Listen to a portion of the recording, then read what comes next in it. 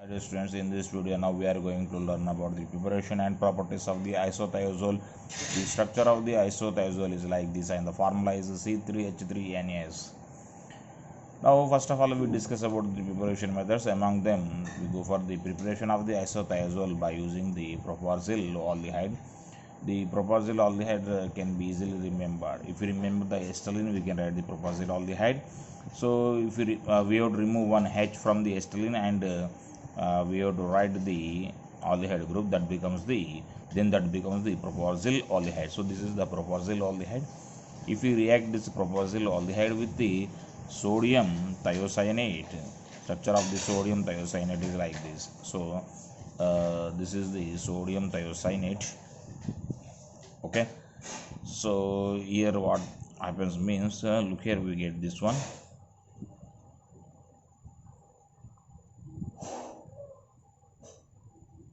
For convenience we write cyanide here, cyanide group here, and so look here, we get this compound. Then we have to treat this with the ammonia formula is NH3, no? So we write here like this, NH2 and H. Here this one goes outside in the form of water, and as a result what happens means,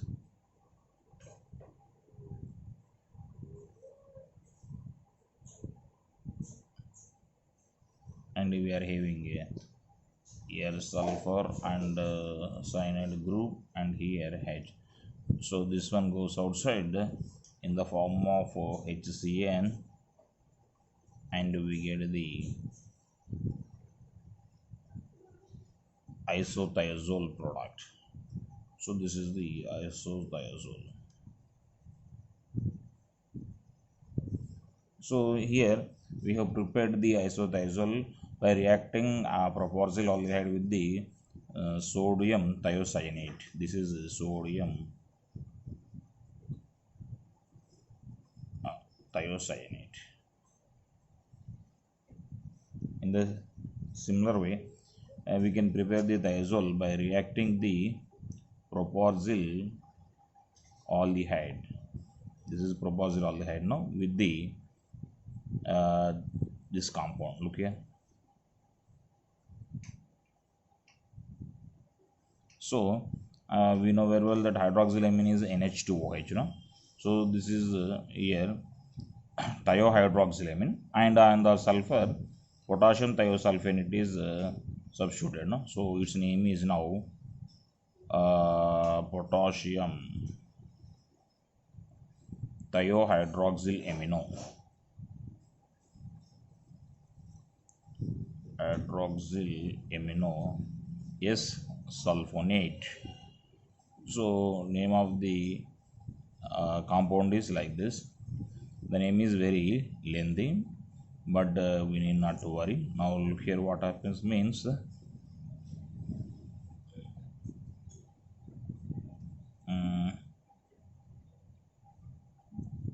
look here,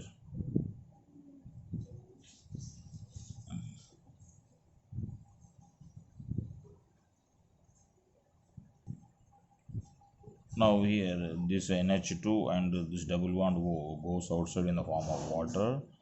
As a result what happens means, look here,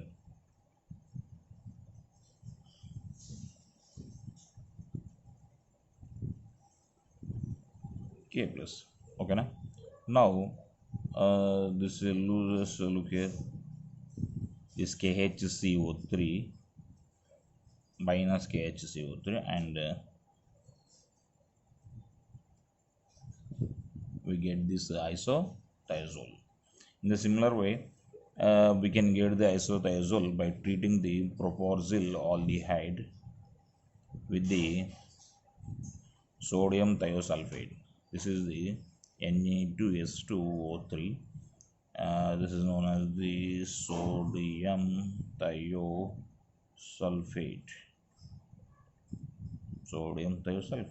Okay, and the structure of the sodium thiosulfate is like this.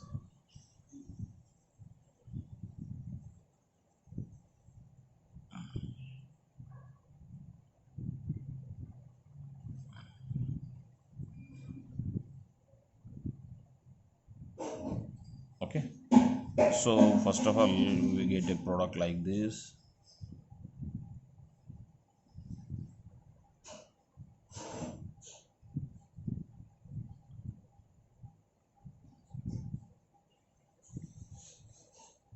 and so all the head group is like this only.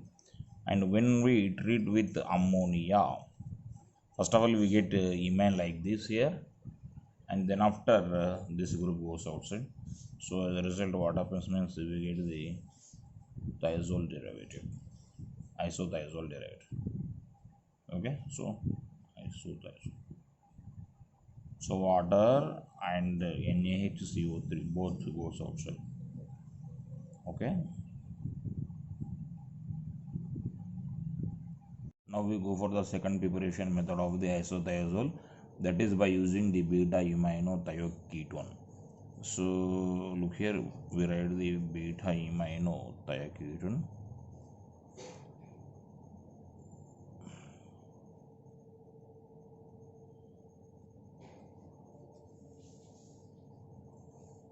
So look at, this is alpha and this is beta carbon. So imino means double bond NH group is known as the imine group. So this is beta iminothioketone.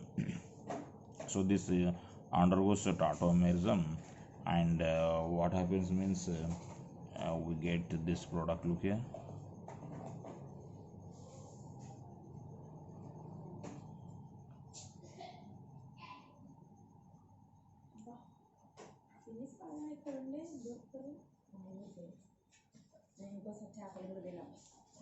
This is alpha, beta, and gamma. So this one is known as the gamma iminothiols. Gamma iminothiols. Okay, na?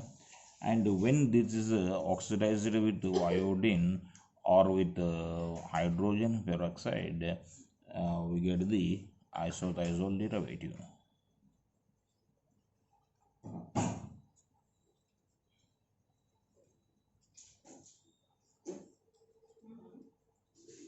So this is what is that, 3,5 dimethyl isothiazole.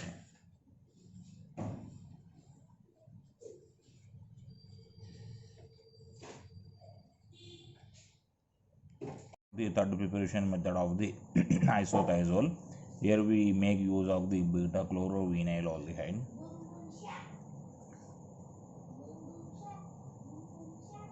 So look here, this is the alpha carbon and this is the beta carbon. So now that's why it is known as the beta chlorovinyl aldehyde.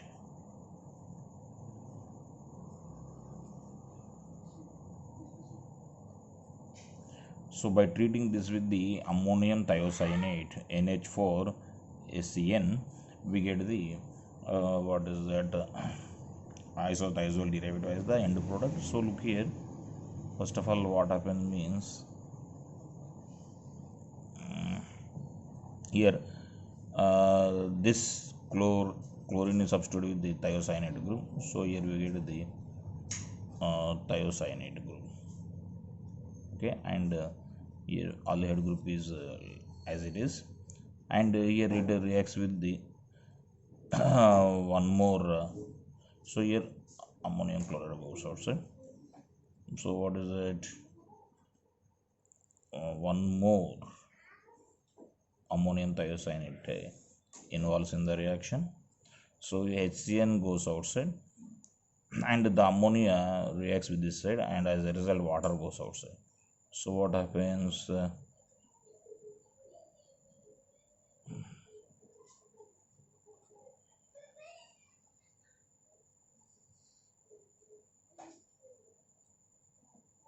Okay, then after HCN goes outside. So H and cyanide goes outside in the form of hydrogen cyanide, and we get the isothiazole derivative.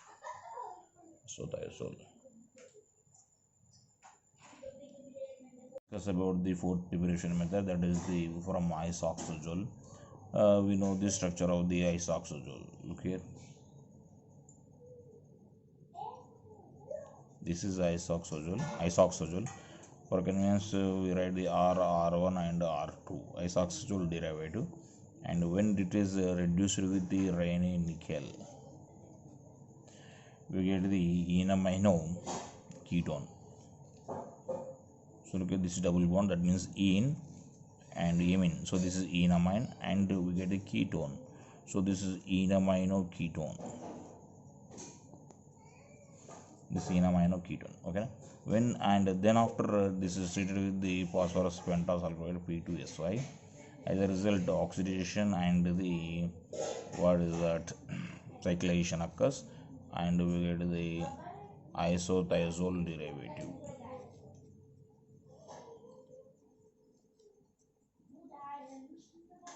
So this is isothiazole derivative.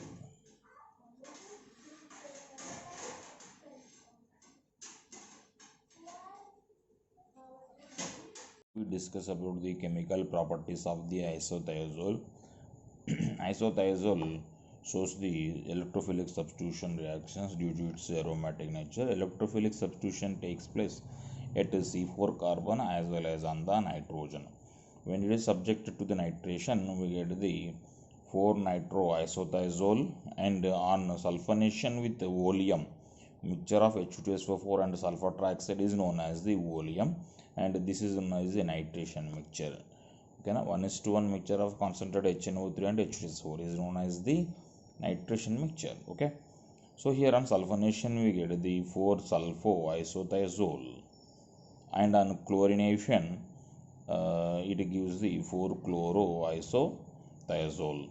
So these are some examples for the electrophilic substitution reactions that take place at the C4 carbon. Now here we look at the electrophilic substitution reactions that occur at the nitrogen. For example, here it is the protonation. Here it is treated with the perchloric acid, and we get the thiazole perchlorate. Okay, now here H plus ion is an electrophile.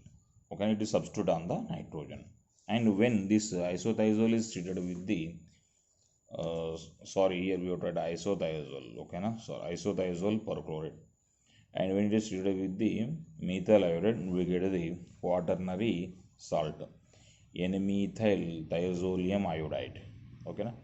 And when this 3-hydroxy isothiazole is treated with the diazomethane, we get N-methyl isothiazole 3-one, N-methyl isothiazole 3-one, or N-methyl 3-isozolone, isothiazolone. Next we go for the nucleophilic substitution reactions that are exhibited by the isothiazole. Here isothiazole is reluctant to the NaOH. That means it does not show any reaction with the NaOH, but when it is treated with the methyl iodide, first of all it forms a quaternary salt. When this quaternary salt is treated with the sodium hydroxide, then the SN bond breaks here and it gives the aldehyde compound. That means here ring opening takes place. Okay, now, and the name of this compound is N-methyl enamino aldehyde. So look here, this is aldehyde group, and en and amine. So methyl group is present on the amine. So this is methyl amino enamine aldehyde, N-methyl amino enamine aldehyde. Okay, now? Now we look at the some more electrophilic substitution reactions. Now we here it is quaternized salt, and when it is treated with the phenylhydrazine, here we are getting the pyrazole compound. Here 1,5 diphenyl pyrazole we are getting. Okay, na? So here S is replaced with nitrogen, and when this quaternized isothiazole is treated with the H2S in the presence of the thiophenol, ring opening takes place, and we get the thioketones, enamino thioketones. So we can give its name as the N-methyl enamino ketone, enamino thioketone. Like that we can give its name. And when here N-ethyl isothiazolone, this is N-ethyl thiazolone, isothiazolone, N-ethyl isothiazolone is treated with the diethyl malonate, diethyl malonate. This is ethyl group and this is malonic acid, so it is known as the diethyl malonate. Here a ring opening takes place. One of the two hydrogens, one of these two hydrogens will be attached to the nitrogen. Here look here, and the remaining part, this remaining part will be attached to the sulfur. As a result, the ring opening takes place. Now when this isothiazole is treated with the n-butyl lithium, we get the 5-lithium isothiazole. Okay, and an oxidation here 3 phenyl groups are present on the 3rd, 4th, 5th positions. Okay, so when such isothiazole derivative is subjected to the oxidation with peracids, first of all we get the sulfoxide. Oxygen will be substituted on the sulfur, and on further oxidation it gives the sulfone, S double bond O, S double bond O. So here this is known as the sulfone. But the thiazole derivative in which third position is unoccupied, on treatment with hydrogen peroxide in the presence of acetic acid at 80 degrees centigrade, gives us the isothiazolone. This is isothiazolone, and two oxygen groups are there, so it is known as the 1,1 dioxide of 3-isothiazolone, 3-isothiazolone, 1,1 dioxide of isothiazolone. Next, photochemical reaction. This isothiazole undergoes photochemical reaction and converts into the thiazole derivative via a deuterion. First of all, these two bonds break and we get this deuterion. Then after, rearrangement occurs and we get the thiazole derivative. Thank you for watching.